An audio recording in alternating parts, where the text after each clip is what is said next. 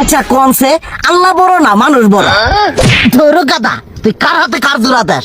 কোড়ায় আল্লাহ আর কোড়ায় মানুষ। যেটা কবার কইছে ওইটা কন। আল্লাহ বড় না মানুষ বড়? আল্লাহই তো বড়। আল্লাহ বড়, তাহলে আল্লাহর কথা না হইনা মানুষের কথা শুনেন কে? তুই কি কইতাছস? কি আর আল্লাহর কথা মানে না মানুষের কথা মানে? হ্যাঁ, কি আর মানুষের কথা শুনেন তাই না? আমনে যে ওই দিনকে ডায়াবেটিসের রোগ নিয়ে যে হাসপাতালে গেলেন, ডাক্তার আপনার কত কিছু খাবার না করলো, সব কিছু না খাই এখন চলতেছেন। তাহলে আল্লাহ যে আপনারে কইছে যে হারাম খাবার না, সুদ খাবার না, কই আপনি তো কাম কাজ বাদ দিয়ে এলাকার আমাদের টাকা পয়সা না গায়ে খালি ওইলে দিয়েই খান, নিজেরা টেও হালাল ভাবে কামাই করেন না, ওই সুদও তো না করে টিয়া করে লাভ আহে ওইলে দিয়ে দিয়ে চলেন আর পেটা বড় বানাইছেন। শুনেন একটা কথা কই, হারামের কোনোদিন আরাম নাই। হালাল পথে রুজি রোজগার করেন, প্রয়োজনে এড়া বেলা কম খায়েন, তাও শরীর পিণ্ডও ভালো থাকবো, কোনো রোগ বেদও হবো না, আরামও পাবেন, আল্লাহও খুশি থাকবো।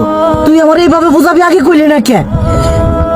আসলে এই বিষয়টা তো আমি কখনো মাথায় এইভাবে নিইনি যে আমাদের কখনো ডাক্তার নিষেধ করলে ঠিকই আমরা নিষেধ মানি, কিন্তু উপর আল্লাহ যে কত কিছু নিষেধ করে দিয়ে সেটা মানি না।